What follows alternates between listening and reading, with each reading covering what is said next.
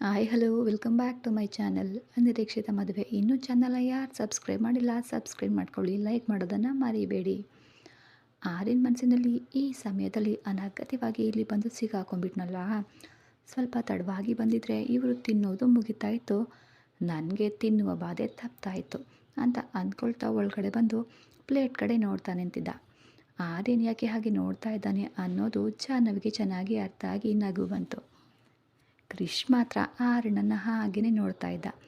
ಆರ್ಯನ್ ಒಳಗಡೆ ಬಂದು ಶ್ರೀಜಾ ಮತ್ತು ಕೃಷ್ಣನ ನೋಡಿ ವೇದಾಂತ್ ಕಡೆ ನೋಡ್ದ. ಈಕೆ ನನ್ನ ಮಾವನ ಮಗಳು ಶ್ರೀಜಾ, ಈತ ಆಕೆಯ ಫ್ರೆಂಡ್ ಕ್ರಿಶ್ ಅಂತ ವೇದಾಂತ್ ಆರ್ಯನಿಗೆ ಪರಿಚಯಿಸಿದ. ಆರ್ಯನ್ ನಗುತ್ತಾ ಇಬ್ಬರನ್ನ ಮಾತಾಡಿಸಿದ. ನಿಮ್ಮನ್ನು ಭೇಟಿ ಮಾಡಿದ್ದು ತುಂಬ ಸಂತೋಷ ಆಯಿತು ಆರ್ಯನ್ ಅವರೇ, ನಿಮ್ಮ ಬಗ್ಗೆ ಭಾವ ಯಾವಾಗಲೂ ಹೇಳ್ತಾನೆ ಇರ್ತಾರೆ ಅಂತ ಶ್ರೀಜಾ ಹೇಳಿದ್ಲು ಆರ್ಯನಿಗೆ. ಅದಕ್ಕೆ ಆರ್ಯನ್ ನನ್ನನ್ನು ಕೆಲಸದ ರಾಕ್ಷಸ ಅಂತ ಬೈತಾನೆ ಹೇಳ್ತಾನ ಅಲ್ವಾ ನಮ್ಮವನು ಅಂತ ಕೇಳ್ದ. ಹಾಗೇನೂ ಇಲ್ಲ, ನಿಮ್ಮ ಮೂವರ ಸ್ನೇಹ ಎಷ್ಟು ಒಳ್ಳೆಯದು ಅಂತ ಹೇಳ್ತಾ ಇರ್ತಾರೆ. ನನಗೆ ನಿಮ್ಮ ಫ್ರೆಂಡ್ಶಿಪ್ ನೋಡಿದರೆ ತುಂಬ ಚೆನ್ನಾಗಿ ಅನಿಸುತ್ತೆ ಅಂದ್ಲು. ಕ್ರಿಶ್ ಏನೂ ಮಾತನಾಡದೆ ನೋಡ್ತಾ ಇದ್ರೆ, ನಿಮ್ಮ ಫ್ರೆಂಡ್ಗೆ ಏನು ಮಾತು ಬರಲ್ವಾ ಅಂತ ಆರ್ಯನ್ ಕೇಳ್ದ. ಯಾಕೆ ಬರಲ್ಲ ಆರ್ಯನ್ ಅವರೇ, ಬಾಯಿ ಬಿಟ್ಟರೆ ಅವನು ಅಸಲು ಮಾತುಗಳನ್ನು ನಿಲ್ಲಿಸೋದೇ ಇಲ್ಲ. ನಿಮ್ಮ ಬಗ್ಗೆ ಹೇಳಿದ್ದಕ್ಕೆ ನೋಡಬೇಕು ಅಂದ್ಕೊಂಡಿದ್ದೆ, ನಿಮ್ಮನ್ನು ನೋಡಿದ ಕೂಡಲೇ ಮಾತು ಮರೆತು ಹೋದ ಹಾಗೆ ಕಾಣ್ತಾ ಇದೆ ಅಂತ ಶ್ರೀಜಾ ಹೇಳಿದಾಗ, ಅದೇನೂ ಇಲ್ಲ, ನೀನು ಹೇಳ್ದಂತಲೇ ಇದ್ದಾರಲ್ವಾ ಅಂತ ನೋಡ್ತಾ ಇದ್ದೆ ಅಂದನು ಕ್ರಿಶ್. ಆರ್ಯನ್ ಕೃಷ್ಣನ ಉದ್ದೇಶಿಸಿ ನೀವು ಎಲ್ಲಿರೋದು ಅಂತ ಕೇಳ್ದ. ಆರ್ಯನ್ ಕೇಳಿದ ಪ್ರಶ್ನೆಗೆ ಕ್ರಿಶ್ಗೆ ಏನು ಉತ್ತರ ಹೇಳಬೇಕೆಂದು ತಿಳಿಯದೆ ಶ್ರೀಜಾ ಕಡೆ ನೋಡಿದನು. ಈತ ಚಿಕ್ಕಂದಿನಿಂದ ಅಮೇರಿಕದಲ್ಲೇ ಇದ್ದಾನೆ ಆರ್ಯನ್ ಅವರೇ, ಇಂಡಿಯಾ ನೋಡ್ತೇನೆ ಅಂದರೆ ಕರ್ಕೊಂಡು ಬಂದೆ ಅಂದ್ಲು ಶ್ರೀಜಾ. ಹೌದಾ, ಹಾಗಾದರೆ ಇವರ ಪೇರೆಂಟ್ಸ್ ಅಮೇರಿಕದಲ್ಲಿ ಇರ್ತಾರಾ ಅಂತ ಕೇಳ್ದ. ಇಲ್ಲ ಇಲ್ಲ ಅಣ್ಣ, ನಮ್ಮ ಪೇರೆಂಟ್ಸ್ ಇಂಡಿಯಾದಲ್ಲೇ ಇರ್ತಾರೆ ಅಂದನು ಕ್ರಿಶ್. ಇಂಡಿಯಾದಲ್ಲಿ ಎಲ್ಲಿರ್ತಾರೆ ಕ್ರಿಶ್ ಅಂತ ಆರ್ಯನ್ ಮತ್ತೆ ಕೇಳ್ದ. ಕ್ರಿಶ್ಗೆ ಪಾಪ ಏನು ಉತ್ತರ ಹೇಳಬೇಕು ಅಂತ ತಿಳಿಯದೆ ನೋಡ್ತಾ ಇರುವಾಗ, ಕ್ರಿಶ್ಗೆ ಅವರು ಎಲ್ಲಿರ್ತಾರೆ ಅಂತ ತಿಳಿಯೋದು ಆರ್ಯನ್ ಅವರೇ. ಆತನ ಪೇರೆಂಟ್ಸ್ಗೆ ಕ್ರಿಶ್ ಇಂಡಿಯಾಗೆ ಬಂದಿರೋದು ಇಷ್ಟ ಇಲ್ಲ, ಅದಕ್ಕೆ ಅವರು ಎಲ್ಲಿರೋದು ಅಂತ ಕೂಡ ಇವನಿಗೆ ಹೇಳಿಲ್ಲ. ಕ್ರಿಶ್ಗೆ ಇಂಡಿಯಾ ನೋಡಬೇಕೆಂದು ತುಂಬ ಆಸೆ, ಅದಕ್ಕೆ ನಾನೇ ಕರ್ಕೊಂಡು ಬಂದೆ, ನನ್ನ ಜೊತೆ ಕರ್ಕೊಂಡು ಬಂದೆ ಅಂತ ಹೇಳಿ ಶ್ರೀಜಾ ಪರಿಸ್ಥಿತಿಯನ್ನು ನಿಭಾಯಿಸಿದ್ಲು. ಅಂದರೆ ಅವರ ಪೇರೆಂಟ್ಸ್ಗೆ ಕ್ರಿಶ್ ಇಂಡಿಯಾಗೆ ಬಂದಿರುವ ವಿಷಯ ತಿಳಿಯದಾ ಅಂತ ಕೇಳ್ದ ಆರ್ಯನ್. ಅಚ್ಚರಿಯನ್ನು ವ್ಯಕ್ತಪಡಿಸಿದ. ಹೌದು ಆರ್ಯನ್, ಹೇಳ್ದೆ ಶ್ರೀಜಾ ಜೊತೆ ಬಂದಿದ್ದಾನೆ, ಒಂದು 4 ದಿನಗಳ ನಂತರ ಕಾಲ್ ಮಾಡಿ ಹೇಳ್ತಾನಂತೆ. ಹೀಗೆ ಹೇಳದೆ ಬರೋದ್ರಿಂದ ನಿಮ್ಮ ಪೇರೆಂಟ್ಸ್ ಗಾಬರಿ ಪಡ್ತಾರೇನೋ ಅಂದನು ಆರ್ಯನ್. ಹಾಗೇನೂ ಗಾಬರಿ ಪಡಲ್ಲ ಬಿಡಿ, ಹಾಗೆ ಅಂದ್ಕೊಳ್ಳೋರಾಗಿದ್ದರೆ ನನ್ನನ್ನು ಒಬ್ಬಂಟಿಯಾಗಿ ಅಲ್ಲಿ ಯಾಕೆ ಬಿಡ್ತಾಯಿದ್ರು ಹೇಳಿ ಅಂತ ಕ್ರಿಶ್ ನಕ್ಕನು. 4 ದಿನಗಳ ನಂತರ ಕಾಲ್ ಮಾಡಿ ಸಾರಿ ಕೇಳ್ತೀನಿ ಬಿಡಿ ಆರ್ಯನ್ ಅವರೇ. ಆರ್ಯನ್ ಕುಳಿತುಕೋ, ಜಾಹ್ನವಿ ಪಕೋಡಗಳನ್ನು ಸಖತ್ತಾಗಿ ಮಾಡಿದ್ದಾಳೆ, ತಿನ್ನು ಬಾ ಅಂದನು ವೇದಾಂತ್. ನಿಮಗೆ ಚೆನ್ನಾಗೇ ಇರುತ್ತೆ, ಆದರೆ ನನ್ನ ಹತ್ರ ಬರುವಷ್ಟರಲ್ಲಿ ಏನೋ ಒಂದು ನಡೆದು ಹೋಗಿಬಿಟ್ಟಿರ್ತದೆ ಅಂತ ಮನಸ್ಸಿನಲ್ಲಿ ಅಂದ್ಕೊಂಡು ನನಗೆ ಈಗ ಹಸಿವಿಲ್ಲ, ನೀವು ತಿನ್ನಿ ಅಂದನು ಆರ್ಯನ್. ಜಾಹ್ನವಿ ಮತ್ತು ಅವನಿ ಒಳಗಡೆಯಿಂದ ಪ್ಲೇಟ್ಗಳನ್ನು ತಗೊಂಡು ಬಂದರು. ಪ್ಲೇಟ್ನಲ್ಲಿ ಇರೋದನ್ನು ನೋಡಿ, ಅದೇನು ಜಾಹ್ನವಿ, ನಮಗೆ ಮಾತ್ರ ಪಕೋಡಗಳು, ನಿಮ್ಮ ಯಜಮಾನರಿಗೆ ಮಿರ್ಚಿ ಬಜ್ಜಿನಾ ಅಂದನು ಮನೋಜ್. ಅಣ್ಣಯ್ಯ ಅವರಿಗೆ ಬಜ್ಜಿ ಅಂದರೆ ಇಷ್ಟ ಅಂತ ಹೇಳಿದರು, ಅದು ನೆನಪಾಗಿ ಹಾಕ್ತೆ, ನಿಮಗೂ ಮಾಡಿದ್ದೇನೆ, ಅವನಿ ಬಡಿಸು ಅಂದ್ಲು ಜಾಹ್ನವಿ. ಅವನಿ ಹೋಗಿ ಎಲ್ಲರಿಗೂ ಕೂಡ ಬಜ್ಜಿಯನ್ನು ಬಡಿಸ್ತಾ ಕ್ರಿಶ್ ಹತ್ರ ಬಂದು ನೀವು ತಿಂತೀರಾ ಅಂತ ಕೇಳಿದ್ಲು.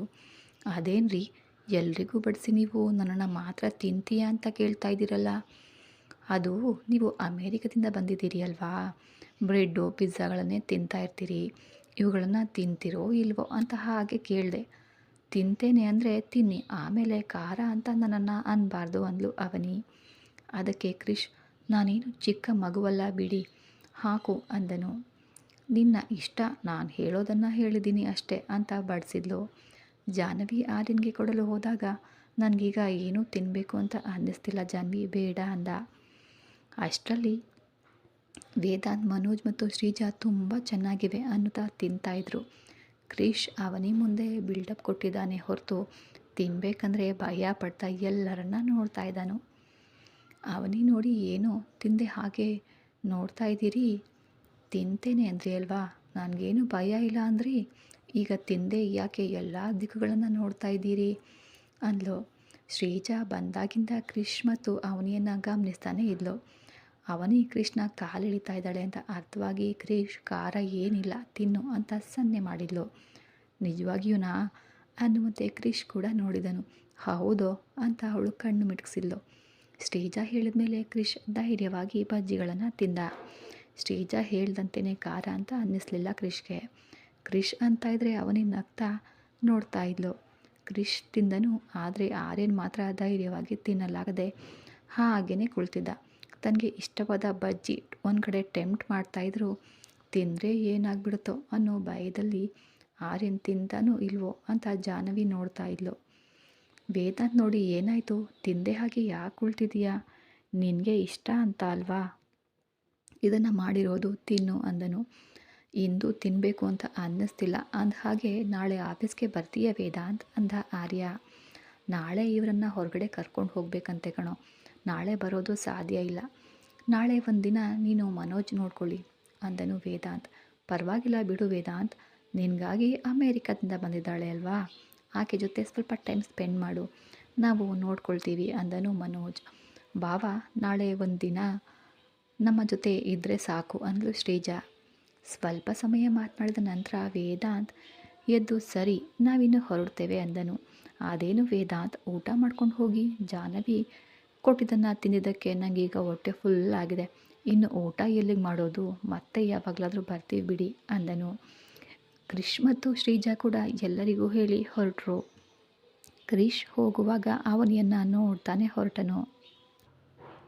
ಕ್ರಿಶ್ ಹಾಗೆ ನೋಡಿದ್ದಕ್ಕೆ ಅವನಿಯ ಮನಸ್ಸಿನಲ್ಲಿ ಏನೋ ಒಂದು ರೀತಿಯ ತಿಳಿಯದ ಸಂಕೋಚ ಭಾವನೆ ಮೂಡ್ತಾ ಇತ್ತು.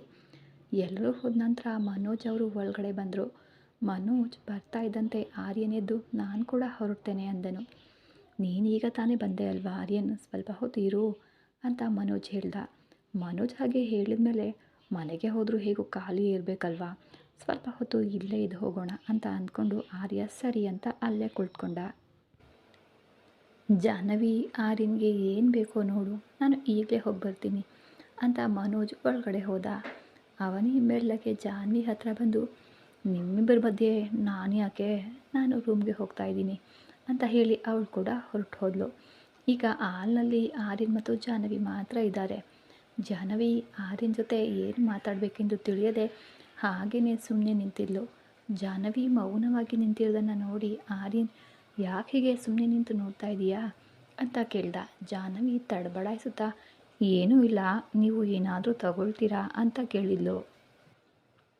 ಎಲ್ಲರಿಗೂ ಚೆನ್ನಾಗಿ ಮಾಡಿಕೊಡ್ತೀಯಾ, ನನ್ನ ಹತ್ರ ಬರೋ ಅಷ್ಟರಲ್ಲಿ ಯಾಕೆ ಹೀಗೆ ಮಾಡ್ತೀಯಾ ಅಂತ ಆರ್ಯನ್ ಕೇಳ್ದ. ಜಾಹ್ನವಿ ಮುಗ್ಧವಾಗಿ ಮುಖ ಇಟ್ಕೊಂಡು, ಅದೇನೋ ನನಗೂ ಗೊತ್ತಿಲ್ಲ ಆರ್ಯನ್ ಅವರೇ, ನಿಮ್ಮ ಹತ್ರ ಬರೋ ಅಷ್ಟರಲ್ಲಿ ನನಗೇನೆ ಅರಿವಿಲ್ದೇ ಹಾಗೆ ಆಗಿಬಿಡುತ್ತೆ ಅಂದ್ಲು.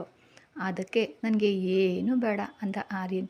ಈ ಬಾರಿ ಹಾಗೇನೂ ಆಗೋದಿಲ್ಲ, ನಿಮಗೆ ಇಷ್ಟ ಅಂತ ಕಷ್ಟಪಟ್ಟು ಮಿರ್ಚಿ ಬಜ್ಜಿ ಮಾಡಿದೆ, ಆದರೆ ನೀವು ಭಯಪಟ್ಟು ತಿನ್ನಲೇ ಇಲ್ವಲ್ಲ, ನಾನು ಈ ದಿನ ತುಂಬ ಜಾಗ್ರತೆಯಿಂದ ಅಂತ ಜಾಹ್ನವಿ ಹೇಳೋ ಅಷ್ಟರಲ್ಲಿ, ನೀನು ಹೇಗೆ ಮಾಡಿದರೂ ನನಗೆ ಇಷ್ಟನೇ ಜಾಹ್ನವಿ, ನಾನು ಎಲ್ಲರ ಮುಂದೆ ತಿಂದರೆ ಒಂದು ವೇಳೆ ಯಾವಾಗಲೂ ಮಾಡುವಂತೆ ನೀನು ಏನಾದರೂ ಹೆಚ್ಚು ಹಾಕಿದರೆ ಎಲ್ಲರ ಮುಂದೆ ನೀನು ಸಂಕೋಚ ಪಡ್ತೀಯಾ ಅಂತ ತಿನ್ನಲಿಲ್ಲ ಅಷ್ಟೇ ಅಂದ. ಆರ್ಯನ್ ಹಾಗೆ ಹೇಳಿದ ಮೇಲೆ ಆರ್ಯನ್ಗೆ ತನ್ನ ಮೇಲೆ ಎಷ್ಟು ಪ್ರೀತಿ ಇದೆ ಅಂತ ತಿಳಿದು ಅವಳಿಗೆ ತುಂಬಾ ಸಂತೋಷ ಆಯಿತು. ಆರ್ಯನ್ ಅವರೇ, ನಿಮಗೆ ನನ್ನ ಮೇಲಿರುವ ಅಭಿಮಾನ ನೋಡ್ತಾ ಇದ್ದರೆ ನನಗೆ ತುಂಬ ಖುಷಿಯಾಗುತ್ತೆ. ನಿಮಗೆ ನಾನು ಎಷ್ಟೇ ಪ್ರೀತಿಯಿಂದ ಮಾಡ್ತೇನೆ ಗೊತ್ತಾ, ಆದರೆ ಏನೋ ಒಂದು ಹೆಚ್ಚು ಹಾಕಿ ನಿಮ್ಮನ್ನು ಈ ಬಂದಿಗೆ ಸಿಲುಕಿಸ್ತಾ ಇರ್ತೀನಿ ಅಂದ್ಲು ಜಾಹ್ನವಿ. ನೀನು ಯಾಕೆ ಹಾಗೆ ಅಂದ್ಕೊಳ್ತೀಯ ಜಾಹ್ನವಿ, ಅದನ್ನು ಕೂಡ ನನ್ನ ಮೇಲಿರೋ ಪ್ರೀತಿಯಿಂದನೇ ಹಾಗಾಗ್ತಾಯಿದೆ ಅಂತ ಯಾಕೆ ಅಂದ್ಕೊಳ್ಬಹುದು ಅಲ್ವಾ, ಯಾಕೆ ನೀನು ಹಾಗೆ ಅಂದ್ಕೊಳ್ಳಲ್ಲ, ನನಗೆ ನೀನು ಹಾಗೆ ಮಾಡೋದ್ರಿಂದ ಎಷ್ಟು ಆನಂದ ಸಿಗುತ್ತದೆ ಗೊತ್ತಾ ಅಂದನು ಆರ್ಯನ್. ನೀವು ತಿಂದು ಕಷ್ಟಪಡೋದ್ರಲ್ಲಿ ಆನಂದ ಇದೆಯಾ, ಇದೇನು ಆರ್ಯನ್ ಅವರೇ, ನನಗೆ ಯಾಕೆ ಆನಂದವೋ ನಿನಗೆ ಅರ್ಥ ಆಗೋದಿಲ್ಲ ಬಿಡು, ಹಾಗಾದರೆ ನಿಮಗೆ ಇಂದು ಆ ಆನಂದ ಸಿಗೋದಿಲ್ಲ ಬಿಡಿ ಆರ್ಯನ್ ಅವರೇ. ಹೌದಾ, ಯಾಕೆ ಸಿಗೋದಿಲ್ಲ ಜಾಹ್ನವಿ, ತಿಂದು ನೋಡಿ ನಿಮಗೆ ಅರ್ಥ ಆಗುತ್ತೆ ಅಂದ್ಲು ಜಾಹ್ನವಿ. ಜಾಹ್ನವಿ ಕೊಟ್ಟ ಮಿರ್ಚಿ ಬಜ್ಜಿನ ತಗೊಂಡು ತಿಂತ ಅವಳ ಕಡೆಗೆ ನೋಡಿದನು ಆರ್ಯ. ಈಗ ಅರ್ಥ ಆಯಿತು ಅಲ್ವಾ ಆರ್ಯನ್ ಅವರೇ, ಇವತ್ತು ನೀನು ಮಾಡಿದ ಮಿರ್ಚಿ ಬಜ್ಜಿ ನನಗೆ ಅಷ್ಟೇನು ಇಷ್ಟ ಆಗಲಿಲ್ಲ ಜಾನ್ವಿ. ಎಲ್ಲವೂ ಕರೆಕ್ಟಾಗಿ ಇವೆ ಅಲ್ವಾ, ಅದಕ್ಕೆ ಇಷ್ಟ ಆಗಲಿಲ್ಲ ಅನ್ನಿಸ್ತಾ ಇದೆ ಅಂತ ಆರ್ಯನ್ ತಮಾಷೆ ಮಾಡಿದನು. ಅದಕ್ಕೆ ನೀನು ಹೀಗೆ ಮಾಡಬೇಡ ಅಂದನು. ಮನೋಜ್ ಬಂದು ಆರ್ಯನ್ ಬಜ್ಜಿ ತಿಂತಾ ಇರೋದನ್ನು ನೋಡಿ, ಹೇಗಿದೆ ಆರ್ಯನ್ ಅಂತ ಕೇಳ್ದ. ನಿಮ್ಮ ತಂಗಿ ಮಾಡಿದ ಮೇಲೆ ಅದರಲ್ಲಿ ತಪ್ಪು ಹುಡುಕಲು ಸಾಧ್ಯನಾ ಅಂದನು ಆರ್ಯನ್. ನಾನು ಆಗಲೇ ತಿನ್ನು ತುಂಬ ಚೆನ್ನಾಗಿವೆ ಅಂತ ಹೇಳಿದೆ ಅಲ್ವಾ ಅಂದ ಮನೋಜ್. ತಿನ್ನಬೇಕಂದ್ರೆ ಹಸಿವಿರಬೇಕಲ್ಲ ಮನೋಜ್, ಆಗ ಹಸಿವಿರಲಿಲ್ಲ, ಅದಕ್ಕೆ ತಿನ್ನಲಿಲ್ಲ ಅಂದನು ಆರ್ಯನ್. ಅವನಿ ಬಂದು ಜಾಹ್ನವಿ ಸ್ವಲ್ಪ ಆಫೀಸ್ ಕೆಲಸ ಇದೆ, ನಾನು ರೂಮ್ಗೆ ಹೋಗ್ತೀನಿ ಅಂದ್ಲು. ಅದೇನು ಇರ್ತೇನೆ ಅಂದೆ ಅಲ್ವಾ, ಈಗ ಹೋಗ್ತಾ ಇದೆಯಾ? ಹೋಗ್ತೀನಿ ಅಂತಿದೆಯಾ? ಇರೋಣ ಅಂತ ಅಂದ್ಕೊಂಡೆ, ಆದರೆ ಸ್ವಲ್ಪ ಕೆಲಸ ಇದೆ ಕಣೆ, ಹೋಗಬೇಕು. ರಾತ್ರಿ ಆಯಿತು ಅಲ್ವಾ, ಮನೋಜನ್ನ ಬಿಟ್ಟು ಬರ್ತಾನೆ, ಹೋಗು ಅಂದ್ಲು ಜಾಹ್ನವಿ. ಅಣ್ಣನಿಗೆ ಸುಮ್ಮನೆ ಶ್ರಮ ಯಾಕೆ, ನಾನು ಹೋಗ್ತೀನಿ ಬಿಡು ಜಾಹ್ನವಿ ಅಂದ್ಲು. ಅವನಿ ನಿನ್ನನ್ನು ಒಬ್ಬಳನ್ನೇ ಹೇಗೆ ಕಳಿಸೋದು ಹೇಳು, ನಾನು ಬಿಟ್ಟು ಬರ್ತೀನಿ ನಡಿ ಅಂದನು ಮನೋಜ್ ಅವನಿಯನ್ನು. ರಾತ್ರಿ ಸಮಯ ಒಬ್ಬಳೇ ಯಾಕೆ, ಮನೋಜ್ ಬರ್ತಾನೆ, ಹೋಗು ಮನೋಜ್, ನನ್ನ ಕಾರ್ನ ತಗೊಂಡು ಹೋಗು ಅಂದನು ಆರ್ಯ. ಮನೋಜ್ ಸರಿ ಅಂತ ಹೇಳಿ ಅವನಿಗೆ ಬರುವೆಯಾ, ಹೋಗೋಣವಾ ಅಂದನು. ಸರಿ ಜಾನ್ವಿ, ನಾಳೆ ಬರ್ತೀನಿ ಅಂತ ಹೇಳಿ ಆರ್ಯನವರೇ ಹೋಗಿ ಬರ್ತೇನೆ ಅಂತ ಅವನಿ ಮನೋಜ್ ಹಿಂದೆ ಹೋದ್ಲು. ಆರ್ಯನ್ ಹಾಲ್ನಲ್ಲಿ ಕುಳಿತಾ ಜಾಹ್ನವಿ ಬಂದು ಆರ್ಯನವರೇ ನಿಮಗೆ ಕಾಫಿ ಅಥವಾ ಟೀ ತರಲಾ ಅಂತ ಕೇಳಿದ್ಲು. ಆರ್ಯನ್ ಫೋನ್ ನೋಡ್ತಾ ಸರಿ ಏನಾದರೂ ಒಂದು ತಗೊಂಡ್ಬಾ ಅಂದ. ಇತ್ತ ವೈಶಾಲಿ ಆರ್ಯನ್ಗೆ ಮತ್ತೆ ತನ್ನನ್ನು ಪ್ರೀತಿಸುವಂತೆ ಮಾಡಲು ಏನು ಮಾಡಬೇಕು ಅಂತ ಯೋಚಿಸ್ತಾ ಒಂದು ಸಲ ಆರ್ಯನ್ ಜೊತೆ ಮಾತಾಡಲೇಬೇಕು ಅಂತ ಅಂದ್ಕೊಂಡವಳು ಆರ್ಯನ್ಗೆ ಕಾಲ್ ಮಾಡಿದ್ಲು. ಫೋನನ್ನು ನೋಡ್ತಾ ಇದ್ದ ಆರ್ಯನ್ಗೆ ಯಾವುದೋ ಹೊಸ ನಂಬರಿಂದ ಕಾಲ್ ಬರೋದು ನೋಡಿ ಆನ್ ಮಾಡಿದ, ಅಂದರೆ ರಿಸೀವ್ ಮಾಡ್ದ. ಹಲೋ ಆರ್ಯ ಅಂದ್ಲು ವೈಶಾಲಿ. ಆ ಮಾತು ಕೇಳಿದ ಕೂಡಲೇ ಆರ್ಯನ್ಗೆ ಕೋಪ ಬಂದು ಫೋನ್ನ ಕಟ್ ಮಾಡಿಬಿಟ್ಟ. ಆರ್ಯನ್ ಕಟ್ ಮಾಡಿದರೂ ಕೂಡ ಅವಳು ಮತ್ತೆ ಬಿಡ್ದೇನೆ ಫೋನ್ ಮಾಡ್ತಾ ಇದ್ಲು. ಮತ್ತೆ ಅದೇ ನಂಬರಿಂದ ಫೋನ್ ಬರೋದನ್ನು ನೋಡಿ ಆ ನಂಬರ್ನ ರಿಜೆಕ್ಟ್ ಮಾಡ್ದ. ಜಾಹ್ನವಿ ಕಿಚನ್ನಲ್ಲಿ ಟೀ ಮಾಡ್ತಾ ಇರೋದು ಕಂಡು ಫೋನ್ ಟೇಬಲ್ ಮೇಲೆ ಇಟ್ಟು ಕಿಚನ್ ಒಳಗಡೆ ಹೋಗಿ ಜಾಹ್ನವಿ ಹೆಗಲ ಮೇಲೆ ಕೈ ಹಾಕಿ ಏನು ಮಾಡ್ತಿದೀಯಾ ಅಂದ ತಕ್ಷಣ ಅವಳು ಬೇಚ್ಬಿದ್ದು ಹಿಂದೆ ತಿರುಗಿದ್ಲು. ಎದುರಿಗೆ ನಗ್ತಾ ನಿಂತಿದ್ದ ಆರ್ಯನನ್ನ ಕಂಡು ನೀವಾ, ನಾನು ಯಾರೋ ಅಂತ ಹೆದರಿಬಿಟ್ಟೆ. ನೀನು ಇಷ್ಟು ಹತ್ತಿರದ ಬಂದು ಕರೆಯುವವರು ನನಗಿಂತ ಬೇರೆ ಯಾರಿರ್ತಾರೆ ಹೇಳಿ ಜಾನು ಅಂತ ಅವಳ ಹೆಗಲ ಮೇಲೆ ಕೈ ಹಾಕಿದನು ಆರ್ಯ. ನೀವು ಹೋಗಿ ಕೂತ್ಕೊಳ್ಳಿ, ನಾನು ಟೀ ತರ್ತೀನಿ ಅಂದ್ಲು. ಸ್ಟವ್ ಮೇಲೆ ಇದ್ದ ಟೀಯನ್ನು ನೋಡಿ ಇನ್ನೂ ಸ್ವಲ್ಪ ಸಮಯ ಹಿಡಿಯುತ್ತೆ ಅಲ್ವಾ, ನಾನು ಇಲ್ಲೇ ಇರ್ತೀನಿ ಅಂದನು ಆರ್ಯ. ಆರ್ಯನ ಮುಖವೆಲ್ಲ ಬೆವರ್ತಾ ಇರೋದನ್ನು ನೋಡಿ ಜಾನು, ಆರ್ಯನವರೇ ಕಿಚನ್ ಕಾವ್ಗೆ ನಿಮ್ಮ ಮುಖದಲ್ಲಿ ಬೆವರ್ತಾ ಇದೆ, ನೀವು ಹೋಗಿ ರೂಮ್ನಲ್ಲಿ ಕೂತ್ಕೊಳ್ಳಿ, ನಾನು ಬರ್ತೀನಿ ಅಂದ್ಲು. ಬೆವರಿದ್ರೆ ಏನಂತೆ, ಈಗೋ ನಿನ್ನ ಸೀರೆ ಸೆರಗು ಇದೆ ಅಲ್ವಾ ಅನ್ನುತ್ತಾ ಸೊಂಟದಲ್ಲಿ ಸಿಕ್ಕಿಸಿದ್ದ ಅವಳ ಸೆರಗನ್ನು ಎಳೆದು ತನ್ನ ಮುಖವನ್ನು ಒರೆಸ್ಕೊಂಡನು ಆರ್ಯನ್ ಕೈ ಅವಳ ಹೊಟ್ಟೆಗೆ ತಗುಲಿ ಕಚಗುಳಿಯಾದಂತಾಗಿ ಅವಳು ನಕ್ಕಳು. ಏನಾಯಿತು ಜಾಹ್ನವಿ, ಯಾಕೆ ಹಾಗೆ ನಗ್ತಾ ಇದೆಯಾ? ನಿಮ್ಮ ಕೈ ಹೊಟ್ಟೆಗೆ ತಗುಲಿ ನನಗೆ ಕಚಗುಳಿ ಆಗ್ತಾ ಇದೆ, ಅದಕ್ಕೆ ನಗು ಬಂತು. ನಿನಗೆ ಕಚಗುಳಿ ಆಗ್ತಿದೆಯಾ, ಮೊದಲೇ ಹೇಳಬಾರ್ದಾ ಅನ್ನುತ್ತಾ ಮತ್ತೆ ಹೊಟ್ಟೆ ಮೇಲೆ ಕೈ ಇಟ್ಟನು ಆರ್ಯ. ಅವಳು ನಗ್ತಾ ಆರ್ಯನವರೇ ಕೈ ತೆಗೀರಿ ಅಂದ್ಲು. ಆರ್ಯನ್ ಕೈ ತೆಗೆಯದೇನೆ ಜಾಹ್ನವಿಯನ್ನು ಆಟ ಆಡಿಸ್ತಾ ಇದ್ದ ಹಾಗೇನೆ. ಜಾಹ್ನವಿ ಅವನ ಕೈಯನ್ನು ಗಟ್ಟಿಯಾಗಿ ಹಿಡಿದು ಸಾಕು ಆರ್ಯನವರೇ ಅಂದ್ಲು. ನೀನು ನಗ್ತಾ ಇದ್ರೆ ತುಂಬಾ ಸುಂದರವಾಗಿ ಕಾಣ್ತೀಯ ಜಾನು ಅನ್ನುತ್ತಾ ಸೊಂಟದ ಸುತ್ತ ಕೈ ಹಾಕಿ ತನ್ನ ಹತ್ತಿರಕ್ಕೆ ಹೇಳ್ಕೊಂಡನು. ಜಾಹ್ನವಿ ಮುಖದ ಮೇಲಿದ್ದ ಬೆವರನ್ನು ನೋಡಿ ಸ್ಟವ್ನ ಆರಿಸಿ ಎರಡೂ ಕೈಗಳಿಂದ ಜಾಹ್ನವಿಯನ್ನು ಎತ್ಕೊಂಡು ಬಂದು ರೂಮಿನಲ್ಲಿ ಎಸಿಯನ್ನು ಆನ್ ಮಾಡ್ದ. ಆರ್ಯನವರೇ ಏನು ಮಾಡ್ತಾ ಇದ್ದೀರಾ ಅಂತ ಕೇಳಿದ್ಲು ಜಾಹ್ನವಿ. ಏನಿಲ್ಲ ಜಾನು, ನಿನ್ನ ಮುಖ ಎಲ್ಲ ಬೆವರ್ತಾ ಇತ್ತು ಅಲ್ವಾ, ಅದಕ್ಕೆ ರೂಮ್ಗೆ ಕರೆತಂದು ಎಸಿ ಹಾಕಿದೆ ಅಂದ. ಟೇಬಲ್ ಮೇಲೆ ಫೋನ್ ರಿಂಗ್ ಆಗ್ತಾಯಿದ್ರು. ಅದು ಯಾರು ಅಂತ ಕೂಡ ನೋಡ್ದ ಆರ್ಯನ್. ಜಾಹ್ನವಿ ಫೋನ್ ಶಬ್ದ ಕೇಳಿ ಆರ್ಯನವರೇ ಫೋನ್ ಅಂತ ಕೇಳಿಸ್ಕೊಳ್ದೆ ಅವಳನ್ನೇ ನೋಡ್ತಾ ನಿಂತಿದ್ದನು ಆರ್ಯನ್.